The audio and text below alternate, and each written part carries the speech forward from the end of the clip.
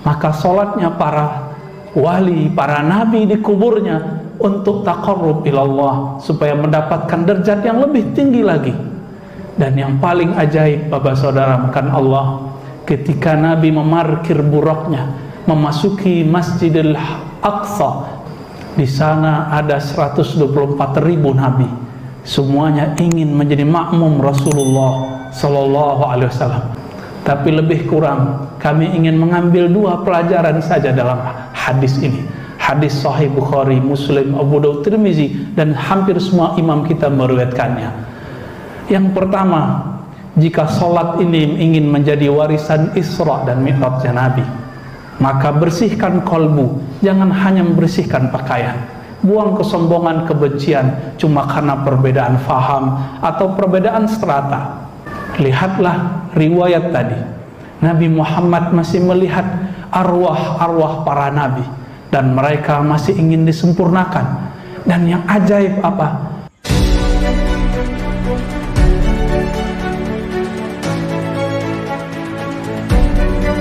Jemaah, wa qala sallallahu alaihi wasallam, ittaqun nar wa la tusyriku tamrah, rawahu al-Bukhari wa Muslim.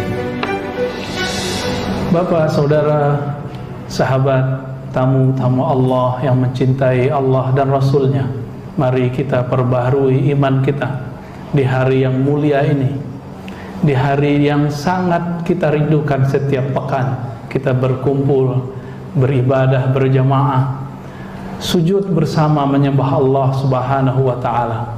Meskipun jarak kita telah jauh dari masa hidupnya Nabi Muhammad sallallahu alaihi wasallam, tapi semangat beliau masih hidup dalam jiwa kita, dalam diri kita.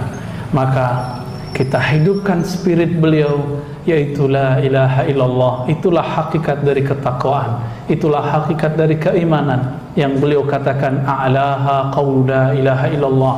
Iman itu yang tertinggi adalah la ilaha illallah. Maka siapa yang buah bibirnya, yang pemahaman kalbunya, yang rasa yang di dalam jiwanya berujung kepada la ilaha illallah, orang inilah orang paling mulia di muka bumi. Tidak lupa, mari kita perbaharui cinta dan rindu kita kepada Nabi kita Muhammad sallallahu alaihi wasallam, sumber kebaikan di dunia ini, yang mana Allah menyebutnya rahmatan lil alamin, pembawa rahmat bagi semua alam. Tidak hanya orang beriman, tidak hanya makhluk bernama manusia, tapi hewan pun beliau cintai, bahkan tumbuhan pun beliau sayangi. Sehingga kita mengenal ada buahnya Nabi, kurmanya Nabi, itu karena beliau menyayangi semua makhluk di muka bumi.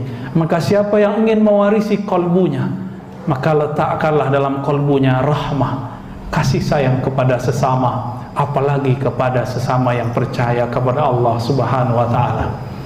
Bapak saudara jemaah Jumat yang mulakan Allah, kita masih dalam suasana Rajab.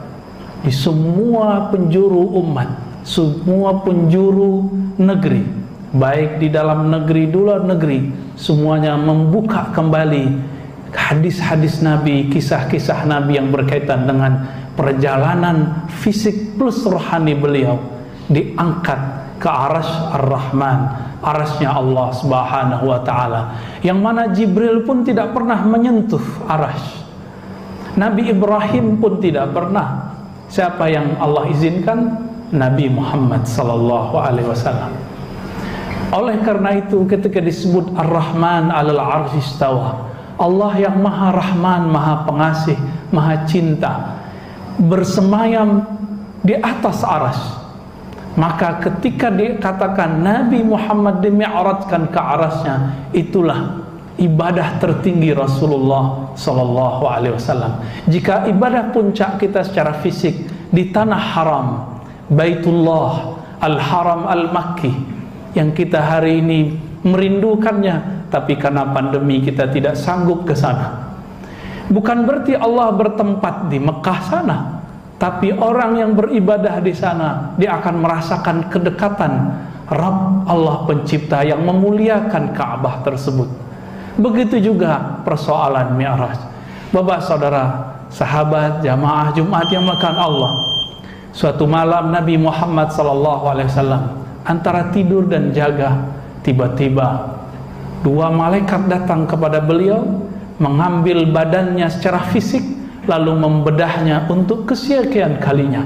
Ternyata Nabi dibedah dalam hadis minimal 2 kali, dan diperjalankan menurut ahli hadis Imam Ibnu Hajar sebanyak 5 kali.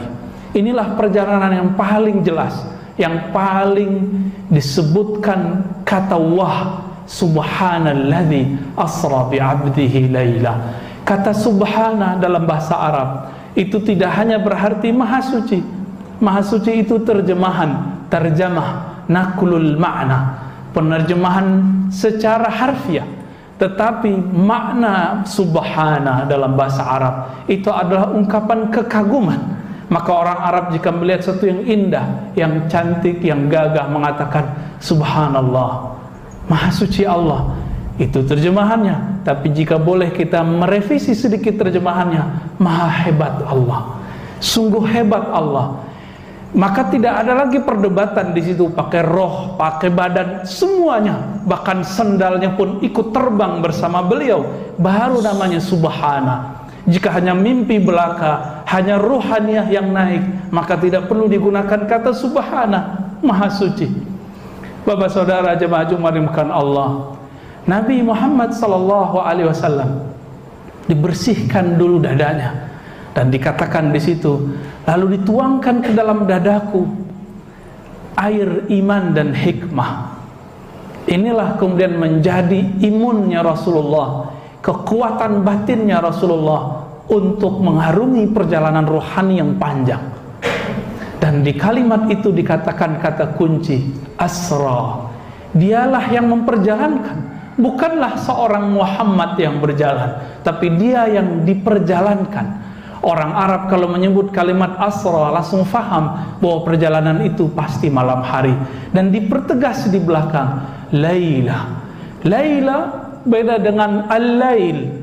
Kata al-lail bisa berarti semua malam, tapi jika dikatakan laila berarti separohnya, setengahnya, 2/3-nya. Wallahu ta'ala a'lam, hanya Allah yang tahu hakikatnya. Tapi ada kata kunci yang paling penting, bi'abdihi. Orang Arab jika menyebutkan ba untuk sebuah objek, maka ini penegasan bahwa ini benar-benar serius, benar-benar hamba, bi'abdihi, terhadap hambanya. Dan yang diperjalankan itu cuma hamba. Sang hamba tiada kesombongan dalam dirinya, tiada kebencian dalam jiwanya, di dalam dirinya penuh cinta. Itulah rahmatan lil alamin. Maka siapa yang ingin mewarisi Isra dan Mi'rajnya Rasulullah, buanglah kebengisan, buanglah amarah, buanglah kesombongan. Allah akan perjalankan kita dalam takbir-takbir yang kita baca, ruku dan sujud yang kita lakukan. Jika tidak, solat kita mungkin akan tergolong bayar hutang. Fawailul lil musallin. Maka Allah mengatakan menyindir kita, celaka bagi orang yang merasa solat sedangkan jiwanya melayang kemana-mana. Bapak saudara makan Allah jemaah Jumat yang dimuliakan Allah. Kemudian Nabi Muhammad SAW diberikan satu kendaraan yang bernama buraq. Buraq ini bahasa Arab, satu akar kata dengan kata barq, yang berarti kendaraan yang kecepatannya seperti kilat.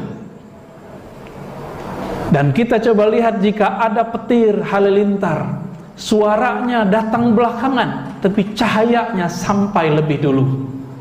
Kenapa? Kecepatan cahaya itulah lebih kurang. Ketika beliau diangkat, apa kata beliau? Sejauh mata memandang, kita tidak tahu mata siapa yang dimaksud beliau. Apakah matanya Buraq, atau matanya Jibril, atau matanya Nabi Muhammad SAW. Sampai di sanalah berhentinya Buraq. Dan di dalam perjalanan itu beliau melihat Nabiullah Musa yusalli fi qabri. Beliau masih sholat di kuburnya. Bayangkan, nabi-nabi masih sholat di kuburnya. Untuk apa sholat itu? Tentu tidak cari pahala, karena di kubur sudah tidak ada beban. Maka sholatnya para wali, para nabi di kuburnya untuk taqarrub ilallah, supaya mendapatkan derajat yang lebih tinggi lagi. Dan yang paling ajaib Bapak Saudara makan Allah, ketika Nabi memarkir buraknya memasuki Masjidil Aqsa, masjid yang disebut masjid jauh. Aqsa berarti abad, jauh dibandingkan orang Mekah ke Mekah, orang Mekah ke Al-Baitul Haram. Akhirnya ketika Nabi masuk, di sana ada 124.000 nabi. Semuanya ingin menjadi makmum Rasulullah Sallallahu Alaihi Wasallam. Karena itulah kesempurnaan para nabi-nabi terdahulu. Mereka sempurna jika bermakmum kepada Nabi Muhammad Sallallahu Alaihi Wasallam. Cerita ini sangat panjang, tapi lebih kurang kami ingin mengambil 2 pelajaran saja dalam hadis ini. Hadis Sahih Bukhari, Muslim, Abu Daud, Tirmizi, dan hampir semua imam kita meriwayatkannya. Yang pertama, jika sholat ini ingin menjadi warisan Isra dan Mi'rajnya Nabi, maka bersihkan kolbu, jangan hanya membersihkan pakaian. Buang kesombongan, kebencian cuma karena perbedaan faham atau perbedaan strata. Yang kedua, lihatlah riwayat tadi. Nabi Muhammad masih melihat arwah-arwah para nabi dan mereka masih ingin disempurnakan. Dan yang ajaib apa? Yang sudah wafat itu bermakmum kepada seorang imam yang masih hidup secara fisik. Maka pada hakikatnya Bapak Saudara makan Allah, kematian itu hanya perpindahan alam. Tubuh pulang ke tanah, tapi rohnya Allah yang ditiupkan kepada nabi-nabi tersebut masih hidup, bahkan lebih leluasa. Sebentar-sebentar pindah kemana. Nanti yang sholat di bawah itu ketemu di langit pertama, yang ikut sholat di bawah itu ikut di langit kedua sampai ke langit ketujuh.